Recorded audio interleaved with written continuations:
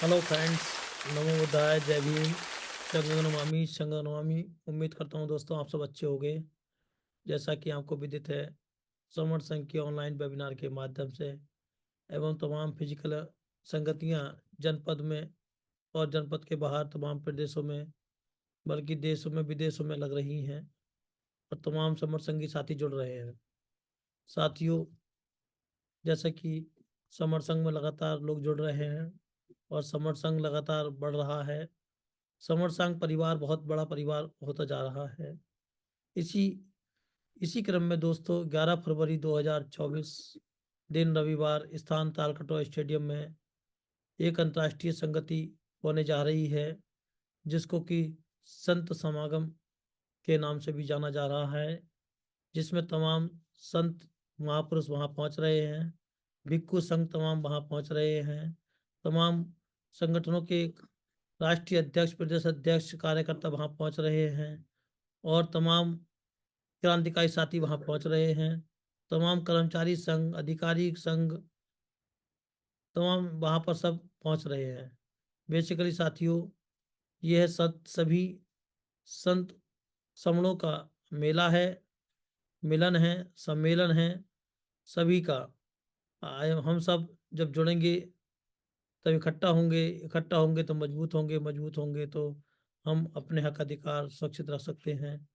इसलिए इसी क्रम में सभी अपने पंथों के गुरु संत सब वहाँ पहुँच रहे हैं, क्योंकि आपको बता दें कि चाहे कोई किसी भी पंथ के गुरु हों, चाहे कोई से भी संत हों, आखिर जितने भी हमारे पूर्वज रहे हैं, जो महासमण पूर्वज रहे हैं, उन सब की एक ही विचारधारा थी, एक ही उनका मानना था, एक ही सोचना था कि हम सब जुड़ें, जुड़कर रहें, संग संग रहें, ऑर्गेनाइज रहें, संगठित रहें, संघ में रहें।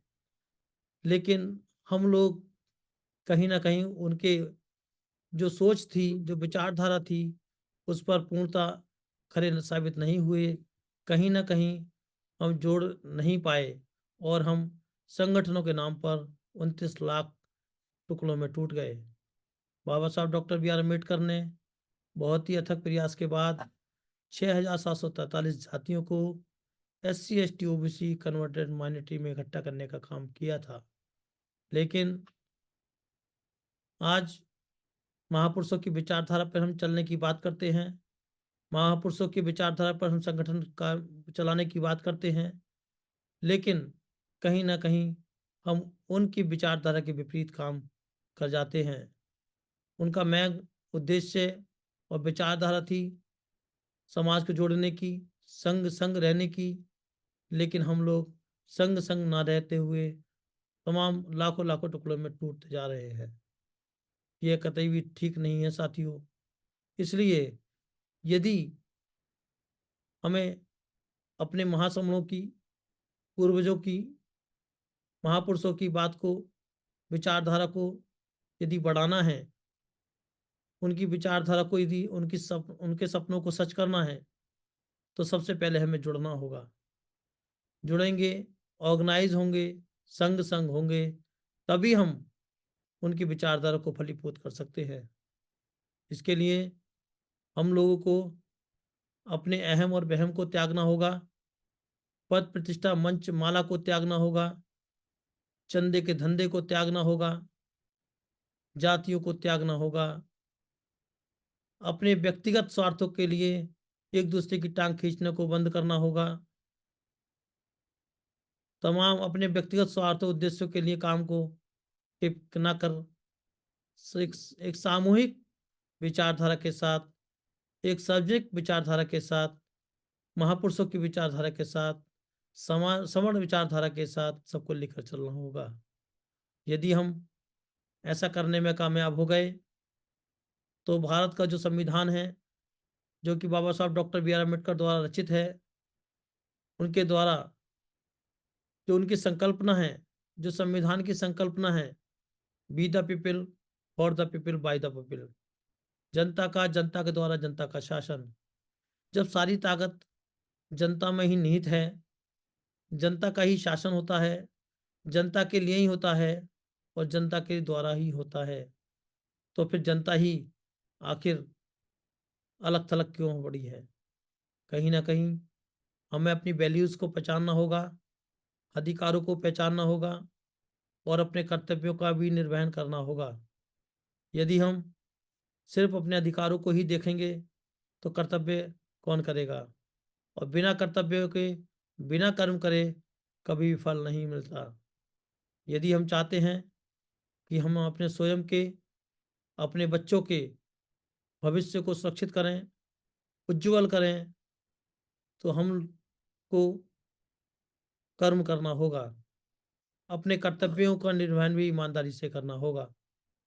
जब हम अपने कर्तव्यों का निर्वहन ईमानदारी से करेंगे, अपनी अपनी जिम्मेदारी को स्वयं समझेंगे और अपने गरेबान में झांक कर हम देखेंगे कि वास्तव में संविधान में जो हक अधिकार तो दिए हैं, लेकिन अधिकार के साथ साथ जो हमारी ड्यूटीज़ दी हैं उनको हम कितनी ईमानदारी से निर्वहन करते हैं। जिस दिन हमने उसका एनालिसिस कर लिया, परीक्षण कर लिया और उस पे यदि हमने 100% कर्म करना प्रारंभ कर दिया, कर्तव्यों का निर्वहन करना प्रारंभ कर दिया, तो गारंटी की बात है साथियों कि आपकी सफलता को कोई रोक नहीं सकता, आपकी उन्नति को कोई रोक नहीं सकता, आपके बच्चों के भविष्य को सुरक्षित होने में कोई रोक नहीं सकता। और यही संविधान आपको यह कहता है कि आज ही आप 51% एक हो जाइए। जो भी समाज, जो भी संघ 51% हो जाएगा, यह संविधान स्वयं उसको आत्मसमर्पण करेगा और वह ये कहेगा कि क्या हुक्म मेरे आका, आप जो कहेंगे संविधान वही करेगा। क्योंकि संविधान किसी की नहीं सुनता, संविधान किसी के नहीं मानता, वह बहुमत की मानता है, वह संघ की मानता है, जो सबसे बड़ा संघ होता है उसकी मानता है, जो जिसका बहुमत ज़्यादा होता है उसकी मानता है, चाहे वो कोई भी हो। संविधान कभी भी पक्षपात नहीं करता। वह जो भी संघ मजबूत होता है, जिसका सबसे बड़ा संघ होता है, वह हमेशा उसके आज्ञा का पालन करता है, चाहे वह कोई भी हो। इसलिए दोस्तों, यदि आप चाहते हैं कि संविधान 100% सेक्टर में लागू हो, यदि आप चाहते हैं कि आप स्वयं के हक अधिकार सुरक्षित हों, यदि आप चाहते हैं कि आपके बच्चों के भविष्य सुरक्षित हों, यदि आप चाहते हैं कि हर एक सबसे छोटे-छोटे तबके के पास भी उसको मान-सम्मान, उसको रोज़गार, उसको व्यापार, शिक्षा, चिकित्सा, सुविधाएँ सब पहुँचे, तो उसके लिए आपको वचनबद्ध होना पड़ेगा, कमर कसनी पड़ेगी और अपनी ड्यूटी को निर्वहन आपको स्वयं करना पड़ेगा। यदि आप अपने कर्तव्यों का निर्वहन अपने-अपने अंदर झाँक कर अपनी-अपनी ड्यूटियों का निर्वहन आप ईमानदारी से करेंगे, तो निश्चित रूप से यह देश एक ही दिन में, मात्र एक ही दिन में यह देश सर्वश्रेष्ठ, विश्व का सर्वश्रेष्ठ देश होगा। चाहे आर्थिक के आधार पे कर लीजिए, चाहे स्वच्छता के आधार पे कर लीजिए, मानव संपदा के नाम पे कर लीजिए, किसी भी सेक्टर में ये आपको 100% सबसे उत्कृष्ट और श्रेष्ठ बा देश ये साबित होगा। लेकिन इसके लिए हमको अपने आप को सुधारना होगा। प्रत्येक व्यक्ति, प्रत्येक नागरिक, प्रत्येक समण अपने आप कमर कसे और खुद यह अपने आप को वचन दे, शपथ ले, संकल्प करे कि हम अपने कर्तव्यों का निर्वहन करेंगे। इसी प्रकार जैसे कि आपने समर संघ के बारे में सुना, दोस्तों समर संघ का कॉन्सेप्ट बहुत ही शानदार है, बहुत ही ज़्यादा सारगर्भित है। लेकिन कोई भी चीज़ कितनी भी शानदार क्यों ना हो, उसको इम्प्लीमेंट यदि ना करा जाए ठीक से, इम्प्लीमेंट करने वाले लोगों की मनोदशा ठीक ना हो, तो वो अंततः सही साबित नहीं होती। और यदि कोई भी चीज़ को अगर सही ढंग से इम्प्लीमेंट किया जाए, तो उसमें खामी भी होती है, तो उसमें भी सुधार कर लिया जा सकता है। इसी प्रकार आपका जो समर संघ है, वह बहुत ही शानदार संघ है, उसका बहुत ही शानदार कॉन्सेप्ट है। 10 गोल्डन रूल्स के बहुत ही शानदार अपने आप में बैकबोन है संघ की। एंटीवायरस के रूप में काम एंटीवायरस के रूप में काम करता है वो। और यदि समर संघ का कॉन्सेप्ट अच्छा है, लेकिन वह स्वयं संघ अपने आप में कुछ नहीं कर सकता। हाँ, आप और हम से मिलकर संघ बनता है, और यदि आप और हम मिलकर ईमानदारी से काम करें, संघ के कॉन्सेप्ट पे काम करें, संघ को बढ़ाने का काम करें, तो निश्चित रूप से यह संघ आपको मजबूती प्रदान करता है। यह संघ आपको सुरक्षित करता है, कि वैसे ही सुरक्षित करता है साथियों, जैसे कि संघ में आपने देखा होगा कि तमाम मधुमक्खियाँ संघ में रहती हैं तो सुरक्षित रहती हैं। तमाम पेड़ जंगल में रहते हैं इकट्ठे तो सुरक्षित रहते हैं। पहाड़ यदि संघ में सघन रहते हैं तो सुरक्षित रहते हैं। पानी यदि इकट्ठा रहता है तो समुद्र में संघ तो सुरक्षित रहता है। इसी के उलट यदि पेड़ एक कद्र का पेड़ होता है तो वो कहीं न कहीं काट दिया जाता है। पहाड़ छोटा-मोटा होता है तो उसे पानी का बहाव अपने साथ बहा के ले जाता है। इसी प्रकार कोई एकाध मधुमक्खी कोई इधर-उधर घूमती हो तो उससे किसी को डर नहीं लगता, कोई भी मार देता है। और कोई शेर भी यदि अकेला घूम रहा हो तो गीदड़ भी उसका शिकार कर लेते हैं।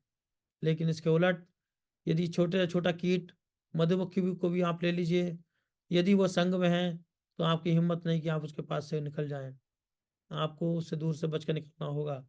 उसी प्रकार ये संघ होते हैं, संघ में लोग संग-संग होते हैं, इकट्ठे होते हैं, मजबूत होते हैं, और जब मजबूत और इकट्ठे होते हैं तो कोई भी आपको नुकसान नहीं पहुँचा सकता, और आपका फ़ायदा ही फ़ायदा है। इसलिए साथियों, मेरा सभी साथियों से अनुरोध है, अपील है, आह्वान है कि आप लोग संघ के कॉन्सेप्ट को समझें। कॉन्सेप्ट समझने के साथ-साथ संघ में काम करें। जब तक आप संघ में क्या किसी भी काम नहीं करेंगे, रिज़ल्ट नहीं आते। जब कर्म करते हैं तो 100% रिज़ल्ट आते हैं। तो जैसे कि डॉक्टर बाबा साहब डॉक्टर बी आर अम्बेडकर ने भी कहा था, किसी भी देश का संविधान कितना ही अच्छा क्यों ना हो, यदि वहाँ के शासन करने वाले लोगों की नीयत सही नहीं है तो अंततः बुरा साबित होगा। और यदि किसी देश का संविधान कितना भी कितना भी अच्छा क्यों ना हो, कितना भी बुरा क्यों ना हो, लेकिन वहाँ के लोगों की, वहाँ के शासन करने वाले लोगों की नीयत अच्छी है तो वो अंततः अच्छा ही साबित होगा। इसलिए हम लोगों को अपनी स्वच्छ मानसिकता के साथ कर्म करना है, ईमानदारी से कर्म करना है, स्वयं का एनालिसिस करना है, और अपना एनालिसिस करते हुए संघ के प्रति, देश के प्रति, संविधान के प्रति अपने आप को ईमानदारी साबित करनी है। अपने अधिकारों के साथ-साथ अपनी ड्यूटियों का भी निर्वहन करना है। इसी के साथ मैं पुनः आपसे अपील करना चाहूँगा कि 11 फरवरी 2024 दिन रविवार, स्थान तालकटोरा स्टेडियम, 5,000 से अधिक लोगों का संत समागम कार्यक्रम, तमाम पंथों के संत, तमाम भिक्षु संघ, तमाम संत वहाँ पहुँच रहे हैं। आप भी वहाँ पहुँचें। खाने की वहाँ सुबह से शाम तक की व्यवस्था रहेगी, बैठने का बहुत शानदार माहौल रहेगा। सारे साथी परिवार के साथ आ रहे हैं, रिश्तेदारों के साथ आ रहे हैं।